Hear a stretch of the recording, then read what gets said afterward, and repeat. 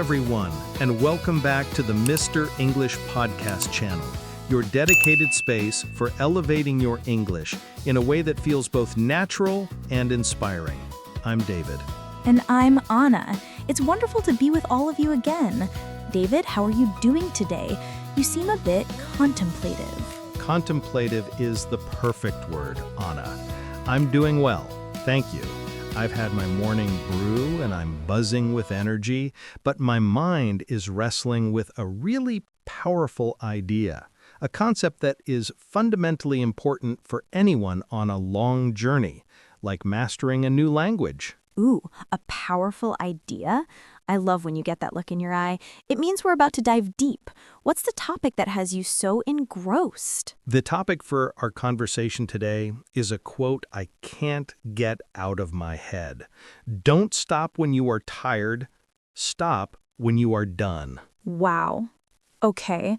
Don't stop when you were tired. Stop when you are done. That hits hard, David. It's simple, but it carries so much weight.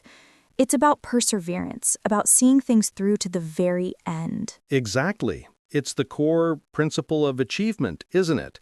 The difference between starting something and actually finishing it.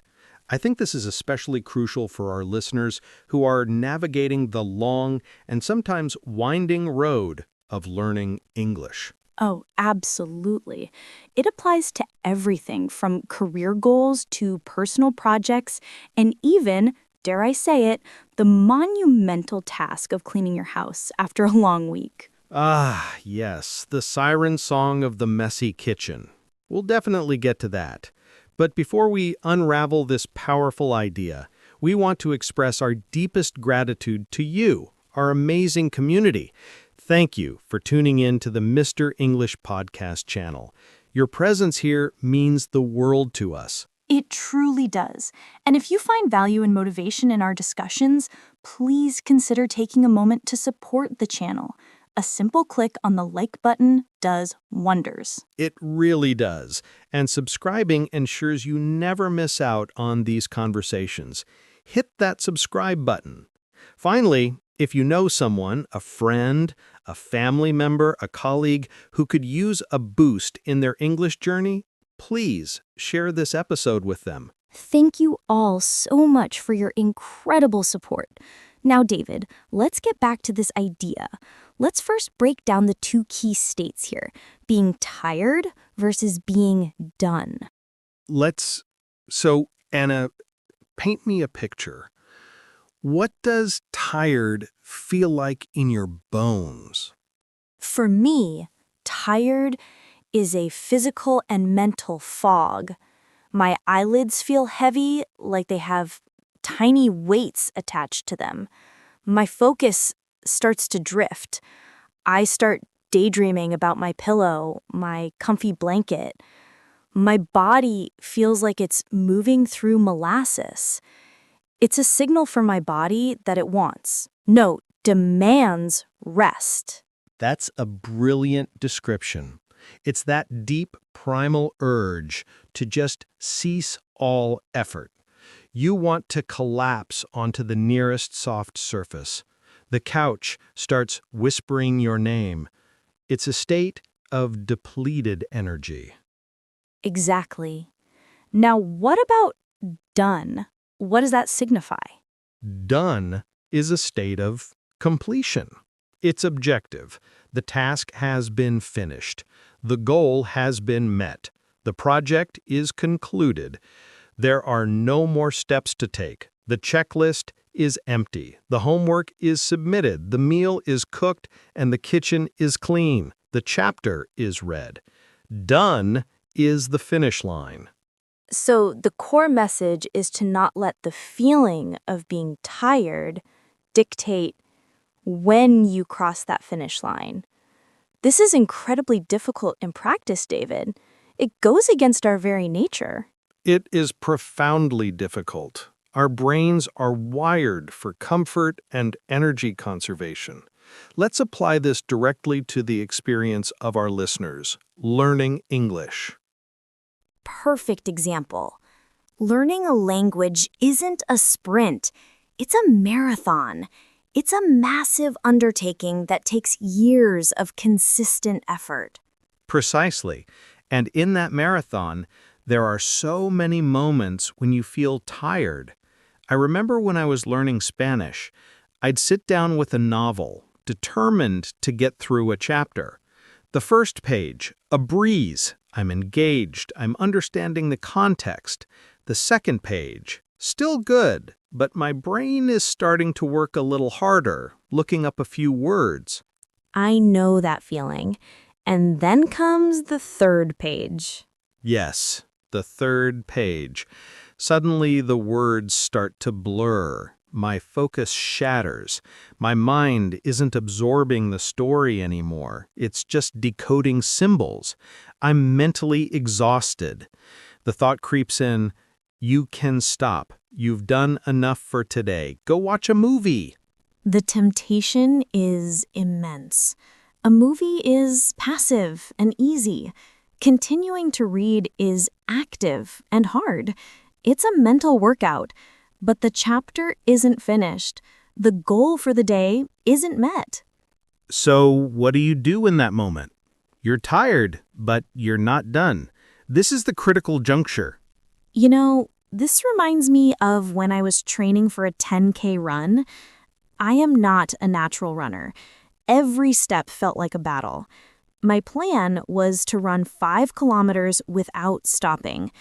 Around the 3-kilometer mark, my lungs would burn, my legs would feel like lead, and every cell in my body would scream, "Just walk! It's okay! You can try again tomorrow!" I was so tired. But what was your goal? The goal was 5 kilometers. You were tired, but you weren't done. Exactly. And if I stopped then, I knew how I'd feel later. I'd be rested, sure, but I'd also be disappointed in myself. I'd feel that nagging sense of failure. That feeling is so much worse than the physical tiredness. It's a mixture of fatigue and regret. Fatigue and regret is a terrible combination. It poisons your motivation for the next day. So what did you do? I made a deal with myself. I said, "Anna, just get to that next lamppost. Just one more." I broke the remaining distance down into tiny, manageable chunks. And I focused on my why. I pictured myself crossing the finish line of the actual 10K race, the feeling of accomplishment. I wanted to feel tired and proud, not rested and disappointed. Tired and proud. I love that. It's a much more powerful combination. You pushed through the wall of fatigue because your goal was more important than your temporary discomfort. And that's the secret. The solution isn't to ignore the fatigue, it's to reframe the goal. Reframe the goal? How so? Well, maybe the initial goal was too big. For my Spanish reading, maybe the goal of read a chapter was too daunting on a day when I was already drained. A better approach, and one I learned over time, was to set a smaller, concrete goal. I will read for 15 minutes without interruption. Ah, that's so smart. 15 minutes feels achievable even when you're tired. You can do almost anything for 15 minutes. Right, so I set a timer. I'm tired, but I push through for those 15 minutes. The timer goes off. Ding. Now I'm done. I'm done for today. And how do I feel? I'm still tired, but I'm also elated. I met my goal. I made progress. I can close the book feeling successful. That feeling of success, even a small one, is rocket fuel for the next day. But if you had stopped after 5 minutes just because you felt tired, you'd go to bed feeling like you failed. Exactly. You'd be tired and demoralized. I'd much rather be tired and proud. It's about honoring the commitment you made to yourself, one small achievable goal at a time. This applies so perfectly to everyday chores, too. Let's talk about my arch nemesis, the post-dinner kitchen. Oh, the great kitchen showdown. I know it well. I love cooking. I enjoy the process. I love eating a delicious meal with my family. I feel full, happy, and content. And then I am incredibly tired. The last thing on earth I want to do is face a mountain of dirty dishes, pots, and pans. The sofa is calling your name. It's singing a sweet lullaby of comfort and Netflix. It is. And my brain immediately says, "You can do this tomorrow morning. It's fine. You deserve a break." Tomorrow. That's the most dangerous word in the dictionary of procrastination. It really is. Because what happens tomorrow morning? I wake up, ready for a fresh start, a new day. I walk into the kitchen for my morning coffee, and I'm greeted by chaos. The dried-on food, the greasy pans, the joy of the new morning is instantly gone. I'm not tired anymore, but I'm annoyed and frustrated. It's a horrible way to start the day. You've just traded 10 minutes of effort last night for a cloud of negativity this morning. I had a personal experience with this that taught me a lesson I'll never forget. I once left a pot of chili on the stove overnight because I was just too exhausted to deal with it. Oh no, I can see where this is going. The next day, that chili had cemented itself to the pot. It wasn't just cleaning, it was a full-blown archaeological excavation. I had to soak it for hours. I scrubbed until my arm ached. It probably took me 3 times as long and 10 times the effort than if I had just washed it the night before. All because I chose to stop when I was tired, not when I was done. A chili catastrophe. So now what's your strategy? You finished dinner. You're tired. You see the messy kitchen. What goes through your head? I tell myself, David, the feeling of waking up to a clean kitchen is the reward. I reframe the task. This isn't a punishment, it's a gift to my future self. I put on some music or a podcast and I just start. I tell myself it's only 15 minutes of work. And once I start, the momentum builds. And then it's done. The kitchen is clean. You can finally go to the sofa. And that sofa feels 1,000 times more comfortable. It's not just rest, it's earned rest. I'm tired, but I'm also proud. I can relax completely with no nagging tasks hanging over my head. The difficult choice in the moment, cleaning, leads to greater happiness later. The easy choice, procrastinating, leads to frustration later. It's so true. The core of this is delaying gratification, doing the hard work now for a better feeling later.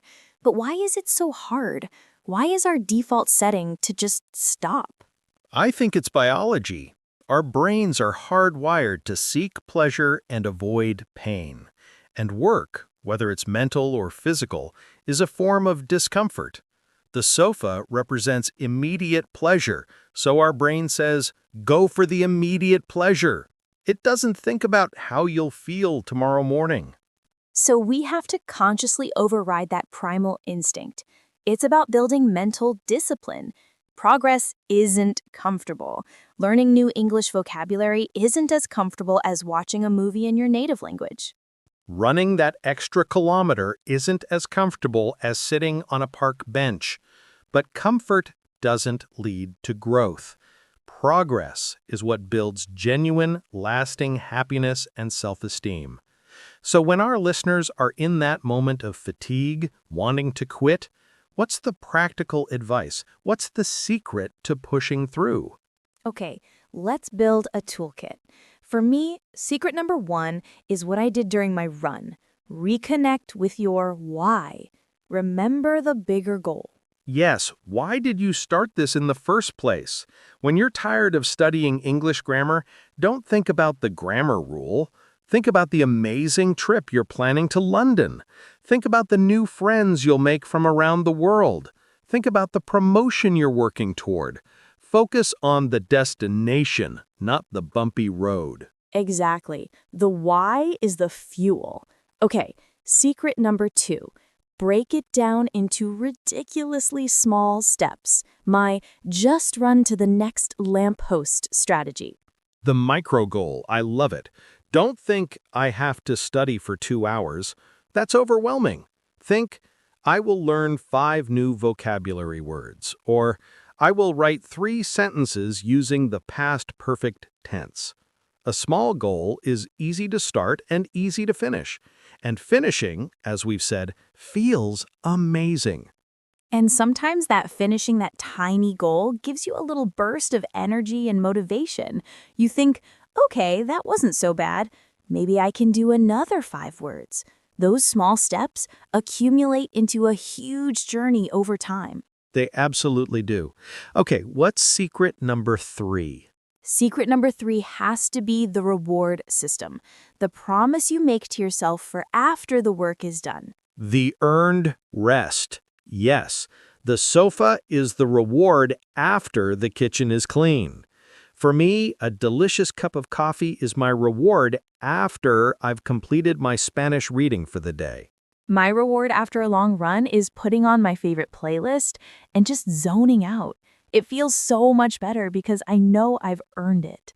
The reward is a powerful motivator to get you across that finish line. So, to recap our toolkit. 1. Remember your ultimate goal, your why. 2. Break the task into incredibly small, manageable steps. And 3. Have a specific, desirable reward waiting for you once you are truly done.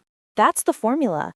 That's how you build the habit of stopping when you're done, not just when you're tired. I feel so motivated right now. I feel powerful.